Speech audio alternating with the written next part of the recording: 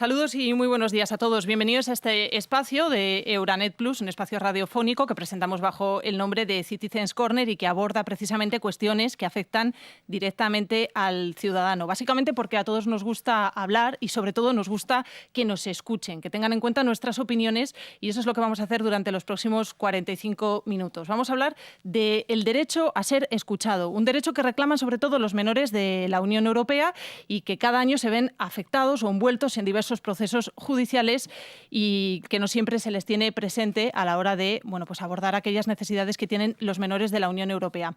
Vamos a hablar sobre este tema durante los próximos 45 minutos, como decimos, pero primero vamos a presentar a quienes nos acompañan en esta mesa, a Mónica Gutiérrez, de la Agencia Europea de Derechos Fundamentales y una de las autoras de este informe sobre el que vamos a debatir. Mónica, muy buenos días. Buenos días. También nos acompaña Teresa Jiménez Becerril, coautora de la Directiva sobre Violencia de Género, también miembro del Comité de Derechos de la Mujer, suplente en la Comisión de Libertades Civiles y de Justicia. Teresa, muy buenos días. Buenos días. También nos acompaña en esta mesa Irene Benedicto, estudiante de periodismo del último curso de la Universidad Autónoma de Barcelona. Buenos días. Y nos acompaña Beatriz Bungo, estudiante de periodismo en la Universidad Babes Bolyai de Rumanía. Muy buenos días. Y por último, Mariam Diallo, experta en derechos de la infancia y portavoz de la ONG Eurochild. Buenos días.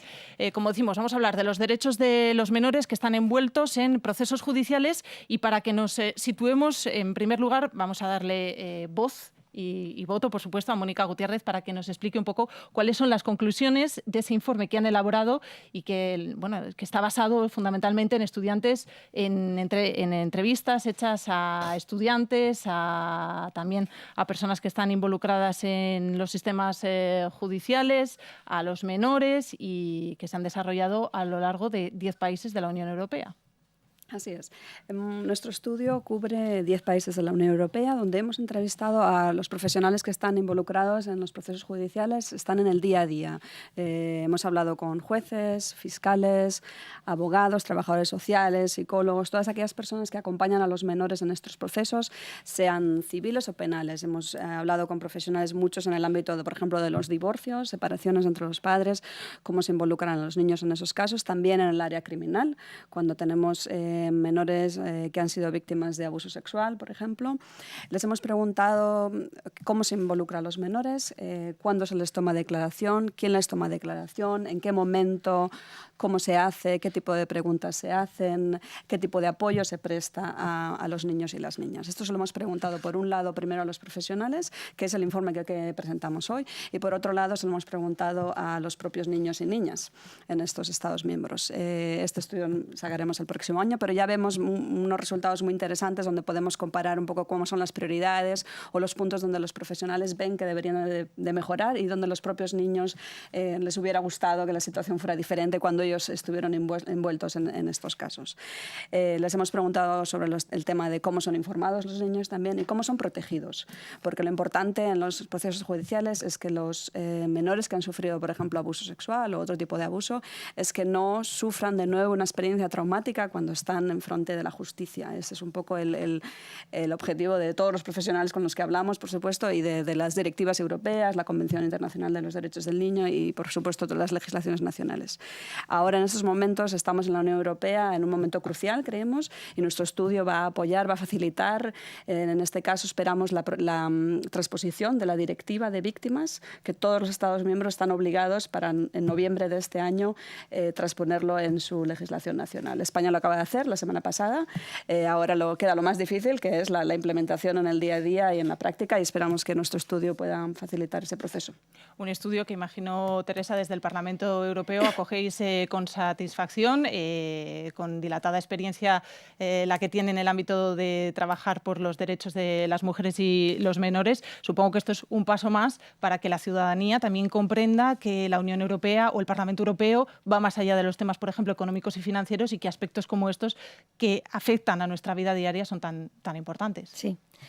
Por supuesto, primero de todo, muchísimas gracias por invitarme a este debate que encuentro útil y muy importante para los ciudadanos. Agradecer a Mónica, que representa a la Agencia por los Derechos Humanos en la Unión. Y bueno, yo quería deciros que yo fui la ponente de la Directiva de Derecho, Apoyo y Protección de Víctimas del Delito, no de violencia de género, pero yo he sido la la ponente por parte de la Comisión LIBE, así que la conozco bien. También la hice con la señora Parmanova, que ella se refería a la Comisión Mujer. Pero cuando yo llegué a este Parlamento me di cuenta que no había legislación. Yo vengo a este Parlamento de la sociedad civil y vengo especialmente para la protección de las víctimas y para defender los derechos de las víctimas, de todas las víctimas. Entonces me di cuenta que había una decisión marco del 2001 que no había sido implementada. Se empieza a trabajar y entonces se trabaja en este informe que trata de todas las víctimas, pero que tiene un paquete importante dentro de víctimas de violencia de género, porque este informe incluye víctimas de trata, víctimas de terrorismo, crimen organizado y cualquier persona víctima de delito. Pero yo tuve especial atención en que llevara víctimas de violencia de género y sobre todo menores, con lo cual tiene muchísimas referencias este informe a los menores. Y los menores no varían mucho de lo que se pide para cualquier otra víctima. Tienen una especial condición, que es la condición de que son más vulnerables y como tales tienen que ser tratados.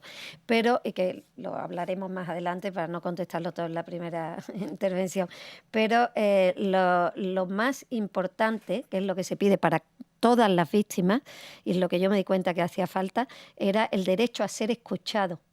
El derecho a ser escuchado y el derecho a recibir información. Porque la mayoría de las víctimas no sabían ni qué estaba pasando con su proceso, porque a lo mejor le había pasado algo en otro país donde no entendían la lengua.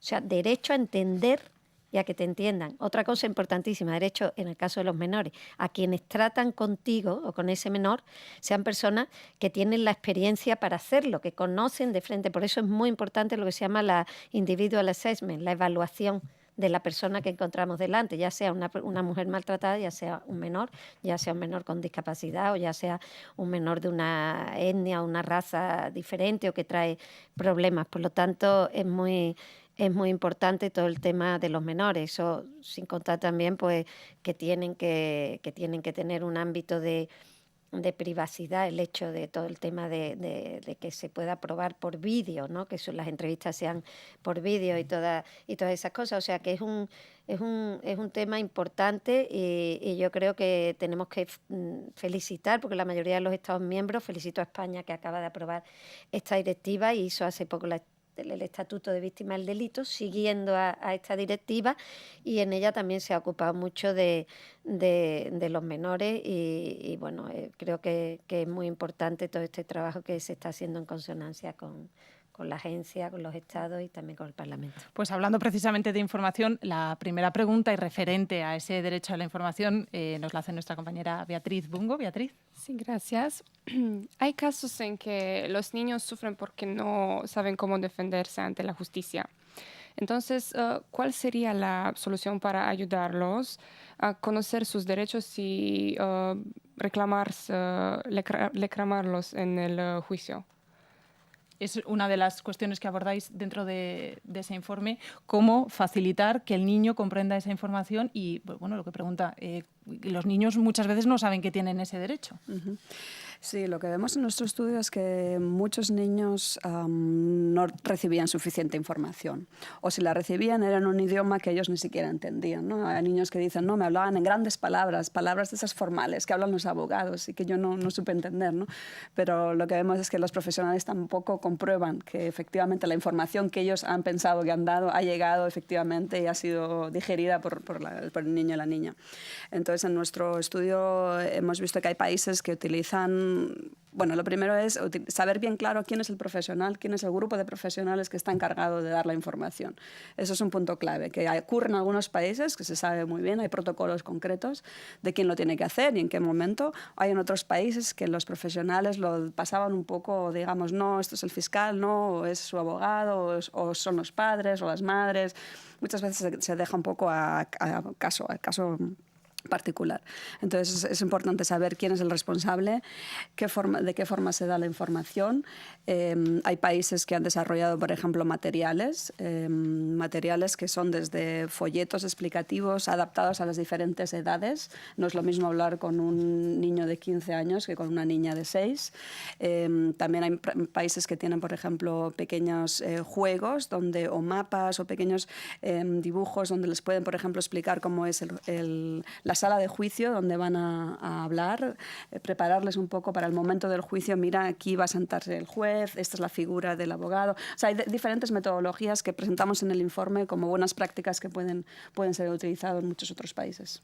Y que entendemos que a raíz de este informe pasará por manos del Parlamento Europeo para su debate, y no sé si le ha podido echar un vistazo y saber un poco, no sé si ha habido algún caso que le haya llamado la atención, si considera que España está bien preparada o no para afrontar este tipo de cambios, porque siempre que hablamos pues de medidas tan necesarias como la formación de profesionales específicamente en este área, siempre pensamos que de ello depende una asignación económica o presupuestaria para que esto pueda salir adelante. Y siempre estamos hablando de esa crisis económica que nos azota.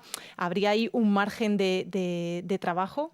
Por supuesto, yo creo que, como ha dicho Mónica, en este sentido, contestando también un poco este es un tema también de sensibilidad de la persona que encuentra al menor, pero por supuesto es un tema de entrenamiento, es un tema de que estén preparados. Esto es una de las cosas que nosotros tanto discutimos cuando hicimos la directiva y que lógicamente pues no se quería mucho dar, porque sabes que el Parlamento pide la luna y luego ya llegamos, el Consejo, como yo digo, llega el tío Paco con la rebaja, va bajando y entonces para nosotros, para Vera es muy importante, pues porque tiene que haber, por eso hablé antes de una evaluación para entender qué es lo que necesita, ¿no? Luego también en tema de procesos de divorcio, el tema de los padres es muy importante. ¿Por qué? Pues porque muchas veces el tema es que los padres estén delante o no. Claro, ¿cómo va un niño a hablar mal de un padre si está delante, aunque sepa? Entonces, para eso hay ocasión de que según cada país es diferente. Hay países donde se excluyen los comentarios negativos de los niños a los padres, otros que los padres pueden estar delante, otros que no, y todo. Luego, cuando hay conflicto de intereses, nosotros en nuestra directiva metemos también que cuando haya conflicto de intereses el Estado tiene que poner una persona, no pueden ser los padres, ¿no? Entonces, luego también cambia mucho la edad de donde se escuchan los niños o no. Yo creo que en España se ha hecho mucho, se ha hecho ahora una ley de protección de infancia y de adolescencia que se aprobó el pasado mes de febrero, o sea, está recién aprobada y no, yo no creo que falten medios. Hombre, evidente que ha habido unos años de mucho ajuste y de mucha crisis, pero por fortuna, al parecer, según constatamos que las cosas van a mejor, yo no creo que en eso así como no se resta en todo lo que tiene que ver con la violencia de género, porque ese es un tema que ni es ideológico ni puede de ningún modo ser partidista. Yo creo que cuando están los derechos de los menores en juego no hay nadie que pueda jugar, pero yo estoy bastante orgullosa de cómo están en España dándose, por ejemplo, hay incluso la Fiscalía también, como hay fiscales que están preparados especialmente para poder tratar, eso no lo hemos tratado todavía en el caso que el niño sea el sospechoso, ¿no? Que es otra cuestión. Y bueno, yo creo que eso es lo fundamental, que se vea, que tengan, como ha dicho Mónica, unos espacios especiales para que ellos no se sientan intimidados y no sufran un doble trauma después de haber pasado por un juicio. Mariam, que afirmas continuamente, ¿estás de acuerdo con todo lo dicho hasta el momento?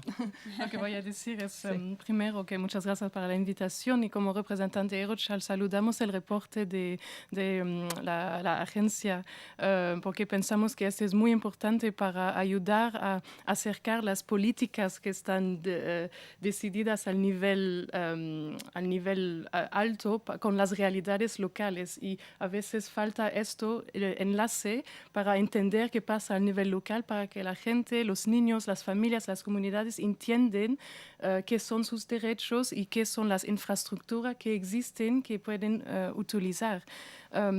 Saludamos también el trabajo que ha sido hecho últimamente a nivel del Parlamento, de la Comisión Europea, con, por ejemplo, la directiva para las víctimas, que hace este enfoque sobre los derechos del niño.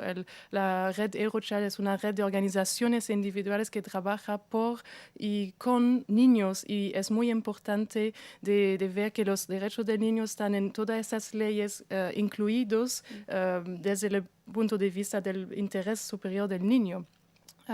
Pensamos que es importante en todo esto de reconocer el rol importante que ha tenido las ONG en impulsar algunas acciones. Hablamos aquí de organizaciones que trabajan todos los días con los niños, con las familias, niños que están, por ejemplo, víctimas de abusos sexuales y que tienen verdaderamente conocimiento de la situación del niño, que tienen las herramientas y han desarrollado metodologías para evaluar las necesidades de los niños, y vemos en una serie de países en la Unión Europea que algunas iniciativas han sido impulsadas por las ONG. Por ejemplo, un ejemplo en Francia de la unidad médico-legales, donde un niño víctima de abuso sexual puede ir dentro de un hospital y el médico trabaja junto a la policía viene allá en esta sala para escuchar al niño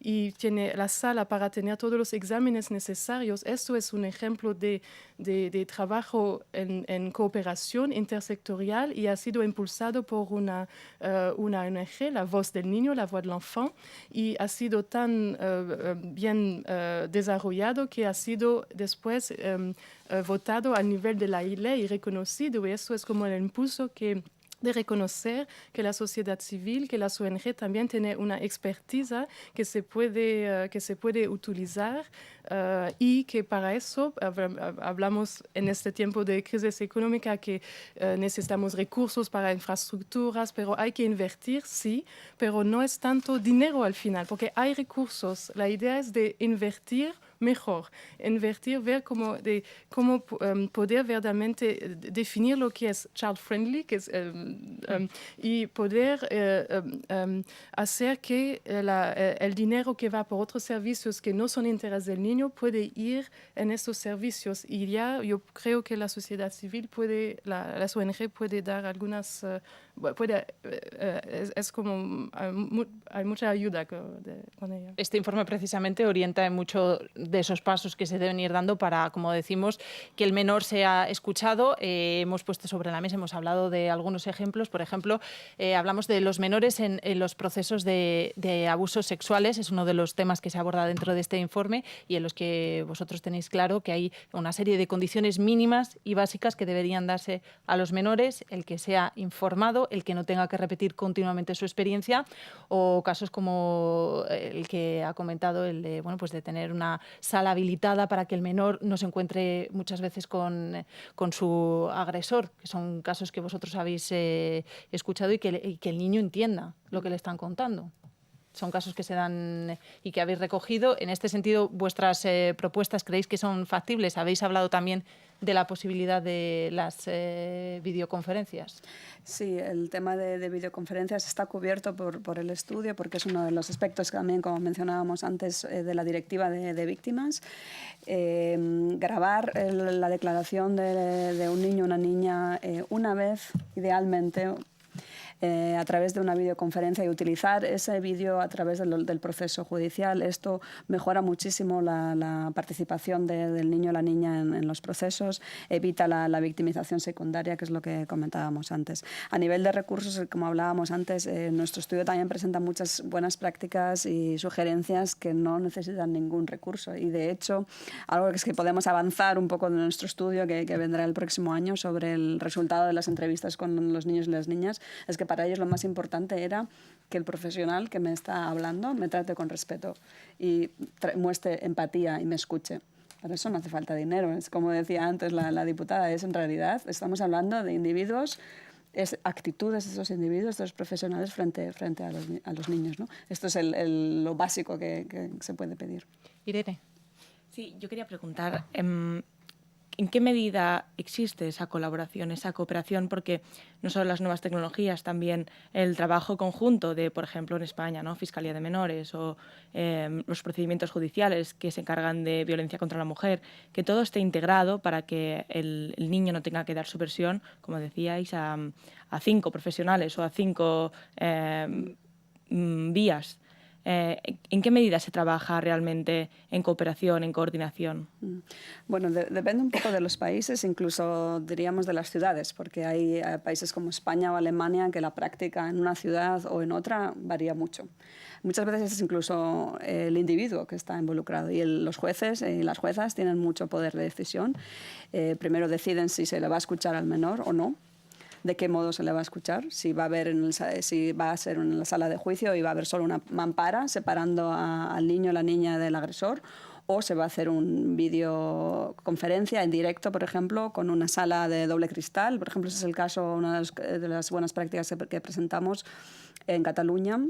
Hay un equipo técnico que los jueces pueden, digamos, contratar para hacer exploraciones de niños o niñas en casos que sean muy difíciles, como de abuso sexual, donde el juez no se vea competente para tomar la declaración directamente, o en casos de niños muy pequeños, de 3 o 4 años, quizás que sea también muy difícil hacer la declaración. Entonces, ahí hay expertos, psicólogos, que hacen la declaración, toman la declaración del niño. Al otro lado de la sala hay una sala de doble espejo, al otro lado de la sala está la jueza o el juez, con las partes, los abogados de las partes, que pueden transmitir preguntas a través del juez y a través de la psicóloga. Todos los profesionales con los que hablábamos en España lo veían como muy, muy buena práctica. Pero, como digo, esto es una opción que los jueces tienen, pero no siempre utilizan. Sí, si quiere. A ver. Teresa. Sí, bueno, yo creo que depende, eso pasa también con todas bueno, yo he tenido, por ejemplo, casos por caso de terrorismo, o sea, de amenazas de terrorismo, ¿no? Que yo tenía protección, ¿no? En el caso del juicio de unas amenazas terroristas recibidas aquí en el Parlamento Europeo por el entorno de ETA, y había mampara y fui yo la que dije que quitar la mampara porque yo quería ver quién era mi agresor, porque claro, yo no era un niño, porque él tenía prioridad, él sabía quién era yo, podía volverme a atacar, yo no podía defenderme de él porque no sabía quién era. Pero claro, el caso de los niños es diferente. Sí que hay una coordinación en el sentido, sobre todo en todo lo que tiene que ver con violencia de género. Yo hice otro informe que para mí está muy ligado al de víctimas, al de apoyo, el que estamos tratando aquí, a la Directiva de Víctimas, que es la Orden Europea de Protección de Víctimas. Yo creo que es muy, muy importante, es la protección del niño, porque el juicio dura lo que dura, pero luego sale el niño del juicio, ¿no? Y en un caso de abuso o en un caso de malos tratos, el agresor puede buscarlo, puede volver a contactar con el niño, a verlo, porque no va a estar siempre la policía con el niño. Entonces, en este caso, por ejemplo, porque estamos hablando ahora de todo en un país, estamos refiriéndonos qué pasa en España, qué pasa en Francia, qué pasa. Esta directiva nació, y la Orden Europea de Protección de Víctimas nace para delitos de ciudadanos europeos también en otros países. O sea, ¿qué quiere decir? Que, por ejemplo, cuando tú estás en otro país, por ejemplo, una familia o una mujer que sufre violencia de género y se tiene que ir con sus hijos a otro país y tiene que empezar de cero a denunciar, a ver lo que le está pasando, que su agresor puede perseguirla a partir de esta directiva, se llama European Protection Order, en inglés EPO, ya antes de salir de su país dice que se va a trasladar a Italia, Alemania, a donde sea, en el caso de España. Y entonces las autoridades, lo dice el Estado español, las autoridades alemanas, italianas, le dan la misma protección a ella y a los menores que se le da a los alemanes o a los italianos, con lo cual están protegidos, porque ten en cuenta que aquí hablamos de personas que no hablan el idioma cuando están en otros países. O sea, yo creo que este informe se refiere mucho también a cómo se trata al niño en cada país, pero al ser nosotros una reunión de países y en la movilidad que hay actualmente, es muy importante ver qué hacen las víctimas cuando están en otros países. Y yo quiero decir a Miriam, que por supuesto que la labor de las ONG es fundamental en el trato de víctimas, de todas las víctimas, pero también de los niños. Nosotros tuvimos mucho empeño en incluirlas y tenemos dentro de la directiva porque no hay tantos profesionales. Y cuando se hablaba del dinero, y se hablaba tanto, parte de la sensibilidad en el tratar con ellos, ahí están esas ONG que no actúan por dinero y que incluso ayudan a los profesionales a decirles lo que tienen que hacer. Y que es el caso que ella estaba contando antes. Por lo tanto, nosotros cuando pedimos ayuda psicológica, obligatoriedad de ayuda letrada, porque otra cosa que no hemos hablado, los niños tienen ayuda letrada, en el caso que no y que haya conflictos de intereses con los padres y todo, un abogado para el niño. Pero obligatoriedad de eso, de que las ONG puedan ayudar en estos procesos. O sea, nosotros hemos querido que estén presentes aquí, aparte de la policía, de la fiscalía y de todo, una mención a las ONG como ayuda. María. Sí, gracias para hacer el enfoque en eso y para decir algo sobre el trabajo en cooperación. Por ejemplo, estoy pensando cuando hablamos de eso, de una casa de niños, se llama, en Croacia, que es también un ejemplo muy interesante de trabajo en conjunto, donde el niño va a un lugar donde todos los profesionales van para hacer lo que tienen que hacer, su rol, la policía, psicología, el trabajador social. Así que no es el niño que tiene que ir a diferentes lugares, especialmente cuando no tiene recursos o es difícil de encontrar, y las infraestructuras a veces son muy impresionantes. Todos los servicios están hechos alrededor del niño. El niño está en el corazón de esta situación, y los profesionales alrededor trabajan en eso. Y a veces a nivel local, muchas veces trabajadores sociales, psicólogos son ya preparados y trabajan muchos con los niños y saben qué son sus necesidades, y es muy importante, por ejemplo, en la policía, la justicia, que ellos son formados, que tienen de la formación inicial, pero también continua, que significa hacer un trabajo en el interés del niño. Por ejemplo, tener un niño su mismo no es suficiente para ser child-friendly. He escuchado profesionales que dicen, pero yo tengo un niño, yo sé cómo hablar con niños. No, porque es muy diferente, claro. Porque hay diferentes vulnerabilidades del niño que no es suficiente ser solo padre, quiero decir. Y eso es importante de entender todo eso, y que esa cooperación es esencial para nosotros en este proceso.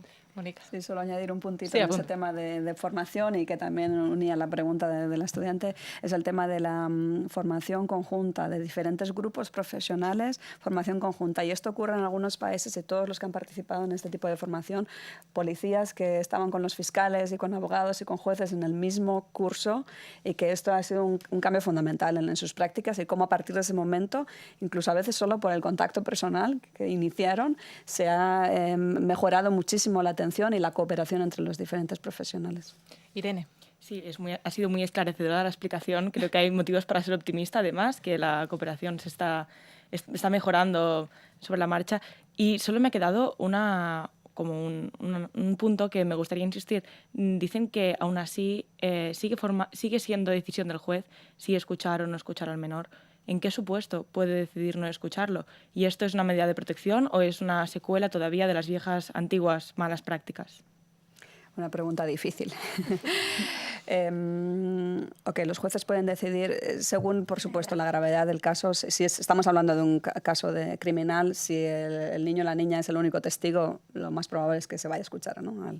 Al menos si estamos hablando de casos de divorcios contenciosos, va a depender de la edad, de las explicaciones que estén dando las madres, los padres, de la propia decisión del juez al final, de qué es lo que considere. Lo bueno que en el área civil, por ejemplo, en el caso de España, tenemos en las ciudades tenemos los juzgados de familia, donde hay un equipo también de psicólogos que generalmente hacen una primera valoración del niño o la niña, y luego, en coordinación con el juez tiene la asesoría de estos psicólogos para decidir si se va a escuchar al niño o no. En otros casos, en otros tribunales, en otros países, estas asesorías psicológicas no existen. Entonces verdaderamente el juez o la jueza que va a tomar la decisión. Hay que trabajar en unificar. Sí, bueno, era un poco también en ese sentido, decir que no es que el juez solo no lo hace, sino que también tiene la ayuda de profesionales, psicólogos, pero depende mucho de la edad. Depende mucho de la edad y en España, bueno, hay para ciertas cosas que son a partir de 14 años, otras son a partir de 12 y en otros países también varía, pero yo conozco casos en concreto de niños víctimas de terrorismo, niños que eran pequeños y se escuchó a la niña que tenía 9 años en España. Y es muy importante el interés del menor. O sea, yo creo que no tenemos que partir, puede haber un juez o lo que sea, que a lo mejor ya ha cometido una situación que a nosotros nos parece acertada, pero normalmente tenemos que confiar que los jueces en el buen criterio y desde luego lo importante es que siempre se tenga en la cabeza el interés del menor. A la hora y por supuesto esto queda muy claro en todos los temas de divorcio, porque es donde hay un uso clarísimo, ahí donde está el uso de los niños. Hasta ahora eso no lo hemos tocado, estábamos más en temas más de abuso, pero yo creo que es muy importante lo que el juez ve, porque por ejemplo en un caso de conceder cuando han fallecido los padres por un ataque terrorista o algo así, de conceder la custodia de unos hijos, de unos niños pequeños, en ese caso en el que te digo que se escuchó a una niña que tenía 9 años, era muy pequeña, y entonces se ve que a dónde naturalmente quieren esos niños, dónde es la de... Comprende, hay muchas cosas que a lo mejor está fuera de lo que manda la lógica, ¿no? A lo mejor la lógica diría, pues lo pongo donde haya padre y madre, que sean jóvenes, que sean no sé qué, y eso no es acertado. A lo mejor el juez dice, en un caso de que no tengan padre y madre, que no es un divorcio, no conviene que haya 2 personas peleando por esos niños, que a lo mejor posteriormente incluso se divorcian, que ya han sufrido un trauma esos niños. Entonces pueden dar la custodia única a una sola persona. O sea, que yo creo que es muy importante el criterio del juez, no solo el tema psicológico, sino es que el juez antes de hacer eso habla con familiares, habla con personas que conocen el entorno del niño y le dan información. Tiene información, no es que desde su casa sale y dice, mira, voy a no escuchar al niño. Entonces ya cuando va teniendo información es cuando él va tomando esa decisión. Y a través de esta directiva va a servir para unificar criterios a nivel europeo. Se pueden establecer, bueno, pues teniendo en cuenta este informe, la Orden de Protección de Delitos, se va a unificar, se puede unificar en la Unión Europea para avanzar, porque parece que el principal problema es la diferencia de criterios en cada país. Claro. O sea, esto se aplicará. O los gobiernos tendrán que aplicarlo, porque luego la directiva es sobre obligado, el papel queda muy bonito, pero luego hablamos La directiva se aprobó en el 2012 y es de obligado cumplimiento, o sea, hay hasta el 2017, primero fueron 3 años, ahora y en España ya se ha aplicado, en otros países también, y es de obligado cumplimiento, es una directiva. El caso de la Orden Europea de Protección de Víctimas fue más complicado, la EPO, porque primero se hizo la directiva penal, que esa la hice yo, y luego tuvo que haber un reglamento. Ese ya no me ocupé yo. ¿Por qué? Pues porque la violencia de género, como saben bien, en muchos países se rige es penal, en otros es civil. Entonces ahí hubo mucha complicación y esas se aprobaban más tarde. Con lo cual, pero tú llevas razón, es que lo más importante, y también hablaba ante ella, no es tanto ya un tema económico, todo esto que nosotros estamos tratando, sino es un tema de cooperación judicial y de voluntad de que los países se unan y que los países tengan... No es tan difícil muchas veces dar información, dar ayuda, no es tan costoso, pero tiene que haber intercambio de la policía, intercambio... Yo estoy hablando cuando se trasladan de un país a otro, ¿no? Y eso es un poco lo que falta y en lo que trabaja. Se avanza muy rápido en industria, en agricultura, en 1000 cosas. Se avanza poco en todos los temas que son de justicia. Lo digo porque cuando leímos el informe, bueno, las cosas que recoge son como muy obvias. Que el agresor no se encuentre con el niño en los pasillos, que al menor se le informe adecuadamente, que no tenga que hacer declaraciones a 15 personas. Entonces, cuando lo comentas, bueno, pues en diversos círculos, llama la atención que cosas tan aparentemente obvias no se están llevando a cabo y que haga falta, bueno, pues que se realicen estudios en los diferentes países para darnos cuenta que más o menos los problemas son comunes, Marian. Sí, yo quiero decir algo en respecto a eso, es que el cadre legal es muy importante, el cadre legal a nivel de la Unión Europea, y es verdad que las directivas tienen que ser trasladadas en sistemas nacionales y entendidas al nivel local. Y un juez, y por haber trabajado con jueces y fiscales, y para ellos es muy importante, tienen también el miedo de que su decisión sea dicho como ilegal por un problema de procedura. Así que lo que dice la ley es muy importante. Y en el caso de escuchar al niño, hay algunos sistemas, por ejemplo en Rumania, donde la ley está bastante abierta, lo podemos ver así, que hay la posibilidad de escuchar al niño, pero no es puesto como una obligación, pero tampoco es una prohibición o de registrarlo. Y hay jueces que van a decir, o fiscales que van a decir, a ver, si no está claramente dicho que tengo que hacerlo en artículo tanto de tanto, a lo mejor no voy a hacerlo.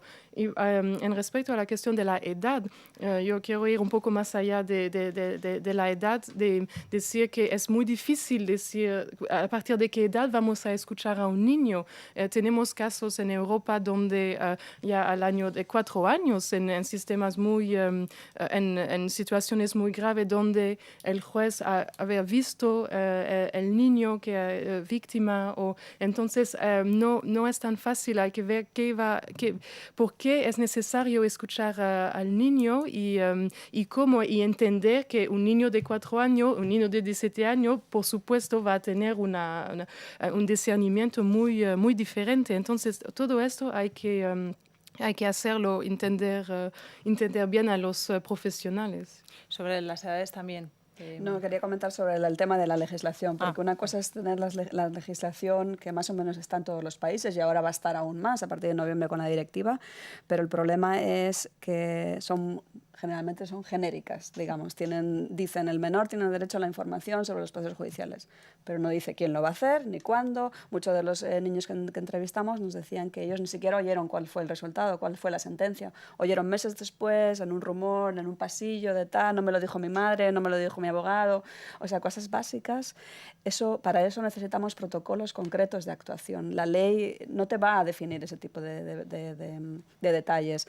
Entonces, hay países, y por ejemplo, el Reino Unido tiene, los fiscales en el Reino Unido tienen unos protocolos súper bien definidos de quién es el responsable, cómo hay que hacer la información, cómo se hace una entrevista, cómo un fiscal puede entrevistar a un menor, a un menor que tenga una discapacidad. Tienen personas preparadas específicamente para eso. O sea, sí hay países miembros que tienen más desarrollado el tema de los protocolos concretos de acción. Quería decir que el artículo 42 de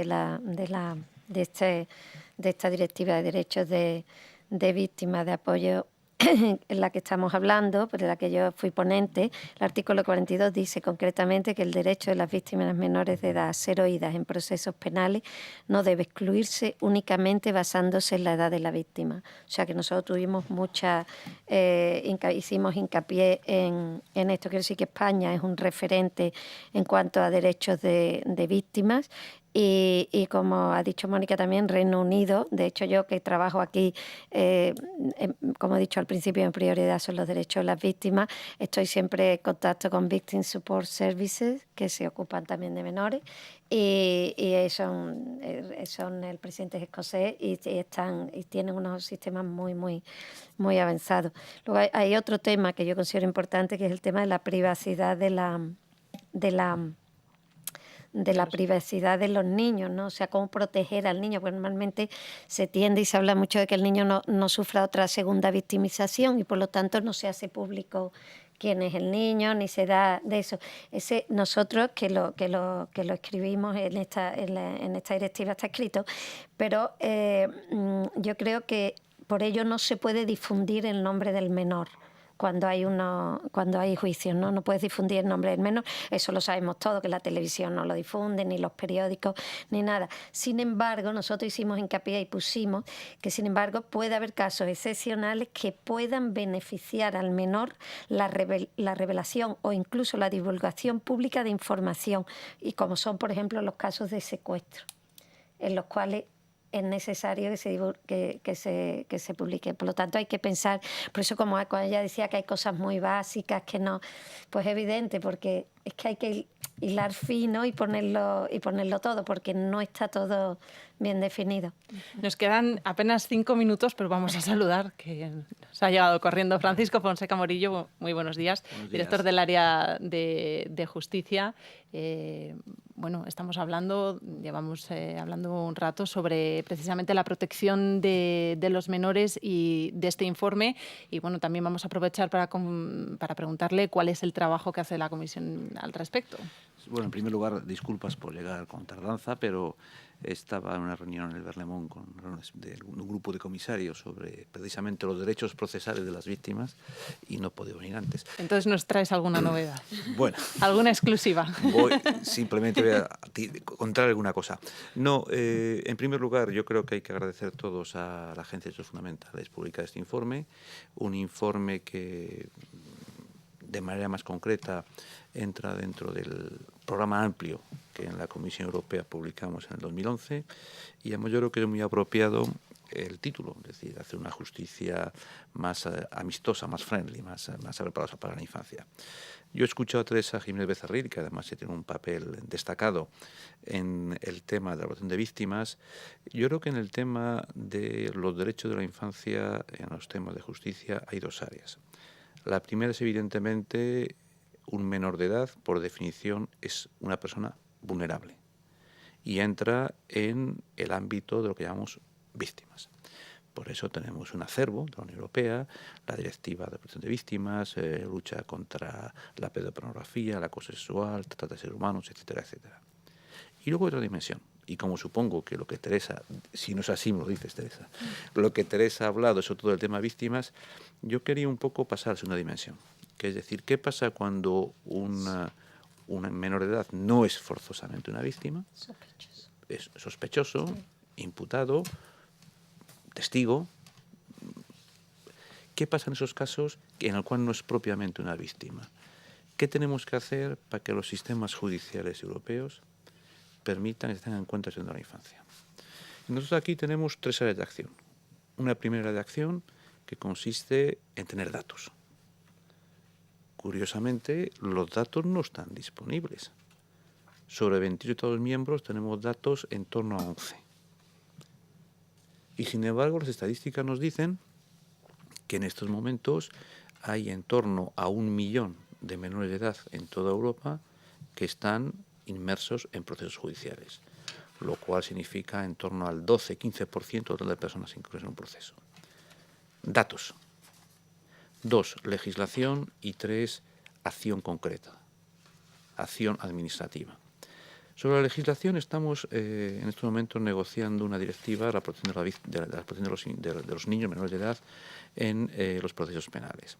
Estamos en discusión, en un triálogo con el Parlamento y con el Consejo, y yo, para resumirlo, diría que hay un gran acuerdo de principio, pero hay 2 temas para nosotros fundamentales. El primero es, ¿qué hacemos con un menor sospechoso? Le voy a pedir brevedad porque nos quedan 2 minutos. Estoy acabando, como llega el último. ¿Qué hacemos con un menor sospechoso? Con un menor sospechoso, ¿cuáles son las condiciones de detención o de puesta bajo vigilancia? Y nosotros creemos que los Estados miembros están obligados a cumplir con la Convención de Naciones Unidas y que no puede haber excepciones para que un menor comparta estancia penitenciaria, predetención, postdetención, con adultos o con jóvenes adultos. Segundo elemento fundamental, ¿tiene que asistir un menor de edad a los juicios, sí o no? En el caso del menor imputado, pensamos que hay una pedagogía en que un menor de edad entienda las consecuencias de sus actos, con todas las garantías de privacidad que sean necesarias. Y en tercer lugar, mucho más que en un proceso normal, tenemos que insistir en legal aid, como decimos en español, la asistencia jurídica. tenemos que hacer que jueces, abogados, fiscales se adapten a la infancia y no al revés. Y luego, tenemos que ser capaces de explicar a los ciudadanos que lo estamos haciendo. Es mi tercer y último punto, que lo estamos haciendo, que hay muy buenas prácticas de cómo interrogar, de cómo hacer preguntas, de cómo recibir a un menor de edad. Y tenemos que hacer un paquete global en beneficio de nuestro futuro, que es la infancia. Bueno, pues como verán, estos 45 minutos nos han pasado volando. Esperamos que a nuestros oyentes por lo menos les haya picado el gusanillo por informarse y que les sirva de referente a la hora de saber que se está trabajando desde las instituciones europeas y desde más organizaciones precisamente para escuchar a los menores, el derecho a ser oído. Muchas gracias por habernos acompañado en esta mañana. Gracias a ti. Gracias. Gracias.